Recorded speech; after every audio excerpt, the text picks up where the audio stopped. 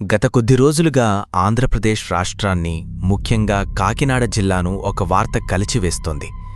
తుని మండలం సిహెచ్ అగ్రహారంలో జరిగిన ఒక సంఘటన ప్రతి ఒక్కరి కంటతడి పెట్టిస్తోంది. 2 ఏళ్ల పసిబిడ్డ ఆడుకుంటూ అదృశ్యమైపోయింది. ఆ బిడ్డ పేరు జ్ఞానేశ్వరి అలియాస్ జాను. పాప తప్పిపోయింది అన్న వార్త తెలియగానే ఆ తల్లిదండ్రుల గుండెలు ఎలా పగిలిపోయాయో మీరు వార్తల్లో చూసే ఉంటారు. మరింత సస్పెన్స్ గా మారిన జాహ్నవి మిస్సింగ్ కేస్. ఆ రోజు అసలు ఏం జరిగింది?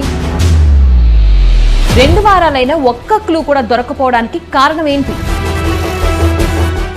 వందలాది మంది పోలీసులు, స్నిఫర్ డాగ్స్, డ్రోన్ కెమెరాలు పెట్టి ఆ చుట్టుపక్కల ఉన్న 1000 ఎకరాల పామాయిల్, జీడిమామిడి తోటల్లో అణువణువు గాలించారు. అడవుల్లో, పాడుబడిన బావుల్లో ఎక్కడెక్కడో వెతికారు. రోజులు గడుస్తున్నాయి. 14 రోజులు దాటినా ఆ పసిబిడ్డ ఆచూకీ లేదు. తనతో పాటు ఆడుకోడానికి వెళ్లిన పెంపుడు కుక్క తిరిగి వచ్చింది, కానీ ఆ పసిప్రాణం మాత్రం ఇంటికి రాలేదు. ఆ తల్లి కన్నీరు చూస్తుంటే ఎవరికైనా గుండె తరుక్కుపోతుంది. నా బిడ్డ ఎక్కడున్నావోరా తల్లి, ఒక్కసారి కనిపించు తల్లి అని ఆ తల్లిదండ్రులు పెడుతున్న ఆవేదన, ఆ రోదన వర్ణనాతీతం. ఒక్కసారి ఆలోచించండి. ఒక సాధారణ మనిషిగా ఆ వార్త వింటేనే మనకింత వేదన కలుగుతుంటే, ఆ బిడ్డను 9 మాసాలు మోసిన ఆ తల్లి గుండె ఎంతలా రగులుతుందో కదా.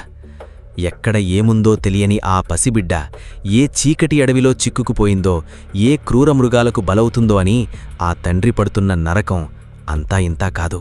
కానీ ప్రియ దేవుని బిడ్డ, ఈరోజు నేను కేవలం ఒక వార్త చెప్పటానికి ఇక్కడ రాలేదు. ఈ తుని సంఘటన వెనుక ఉన్న ఒక భయంకరమైన ఆత్మీయ సత్యాన్ని దేవుడు నీకు చూపించాలనుకుంటున్నారు. ఈ భూమి మీద కన్నబిడ్డ తప్పిపోతేనే ఒక తల్లిదండ్రులు అన్నం నీళ్లు మానేసి పిచ్చివాళ్లలాగా అడవుల వెంట, గుట్టల వెంట వెతుకుతున్నారే. మరి నిన్ను తన పోలికలో, తన స్వరూపంలో సృష్టించిన ఆ పరలోకపు తండ్రి, నీవు ఆయనకు దూరమైపోతే ఎంతగా విలపిస్తున్నాడో ఎప్పుడైనా ఆలోచించావా? ఆదామా, నీవెక్కడ ఉన్నావు? ఏదేను వనంలో ఆదాము పాపం చేసి దేవునికి దూరమైనప్పుడు ఈ విశ్వాన్ని సృష్టించిన దేవుడు ఒక తండ్రియా తన బిడ్డ కోసం వెతుకుతూ వేసిన కేక అది. ఈరోజు దేవుడు నిన్ను చూసి కూడా అదే కేక వేస్తున్నాడు. నా కుమారుడా, నా కుమార్తె, నీవెక్కడ ఉన్నావు? ఆ పసిబిడ్డ ఆడుకుంటూ అడవిలోకి వెళ్ళిపోయినట్లు ఈరోజు ఎంతోమంది యవ్వనస్తులు, ఎంతోమంది క్రైస్తవులు ఈ లోకమనే అడవిలోకి ఆకర్షించబడి దారి తప్పిపోతున్నారు. ఆ పాపకు తాను ఎంత ప్రమాదంలో ఉందో తెలియదు. అలాగే ఈరోజు పాపంలో పడిపోయిన నీకు కూడా నువ్వు ఎంత ప్రమాదంలో ఉన్నావో అర్థం కావడం లేదు. నువ్వు తాగుతున్న ఆ మద్యం, నువ్వు చూస్తున్న ఆ అశ్లీల వీడియోలు, నువ్వు నడుస్తున్న ఆ తప్పుడు మార్గాలు నిన్ను ఆత్మీయ మరణానికి దారితీస్తున్నాయని నీకు తెలియడం లేదు. దేవుని సన్నిధిని వదిలేసి, ప్రార్థనను వదిలేసి, వాక్యాన్ని వదిలేసి ఈ లోకమనే చీకటి అరణ్యంలో నువ్వు ఒంటరిగా తప్పిపోయావు. బైబిల్లో యోహాను 10:10 చెబుతోంది, దొంగతనమును, హత్యను, నాశనమును చేయుటానికే వచ్చునుగాని మరిదేనికి రాడు. ఆ దొంగే సాతాను, అపవాది. ఈ క్రీస్తు విరోధి వ్యవస్థ, ఈ లోకపు మాయ నిన్ను దేవుని నుండి ఎత్తుకుపోవాలని చూస్తున్నాయి. నిన్ను వ్యసనాలకు బానిసగా మార్చి నీ ఆత్మను శాశ్వత నరకానికి బలిచేయాలని సాతాను పుంచి ఉన్నాడు. ఆ పసిబిడ్డ ఏ క్రూర మృగానికో చిక్కిందేమో అని పోలీసులు ఎలా భయపడుతున్నారో, ఈరోజు గర్జించు సింహంలవే ఎవరిని మింగుదునా అని తిరుగుతున్న ఆ సాతాను చేతిలో నువ్వు ఎక్కడ నశించిపోతావో అని పరలోకపు తండ్రి వేదన పడుతున్నాడు. తునిలో తప్పిపోయిన బిడ్డ కోసం పోలీసులు డ్రోన్ కెమెరాలతో, కుక్కలతో గాలింపు చర్యలు చేపట్టారు.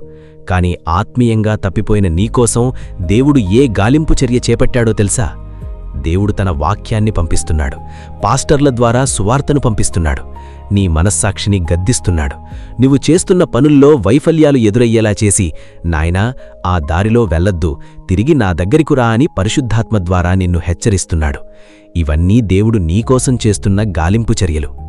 లూకాసువార్త 15వ అధ్యాయంలో ఒక కాపరి తన 99 గొర్రెలను విడిచిపెట్టి తప్పిపోయిన ఆ ఒక్క గొర్రె కోసం అడవుల్లో ఎలా వెతికాడు. ముళ్ల పొదల్లో అది చిక్కుకుంటే తన చేతులకు రక్తం వచ్చినా లెక్క చేయకుండా ఆ గొర్రెను తన భుజాల మీద వేసుకుని ఇంటికి ఎలా తెచ్చాడో గుర్తు తెచ్చుకో. ఆ తప్పిపోయిన గొర్రెవి నివ్వే. నీకోసం యేసయ్య తన సింహాసనాన్ని విడిచి ఈ లోకానికి వచ్చాడు. ముళ్ల కిరీటం పెట్టుకున్నాడు. సిలువలో తన రక్తాన్ని ధారగా పోశాడు. నా బిడ్డ నశించిపోకూడదు అని తన ప్రాణాన్ని సైతం అర్పించాడు.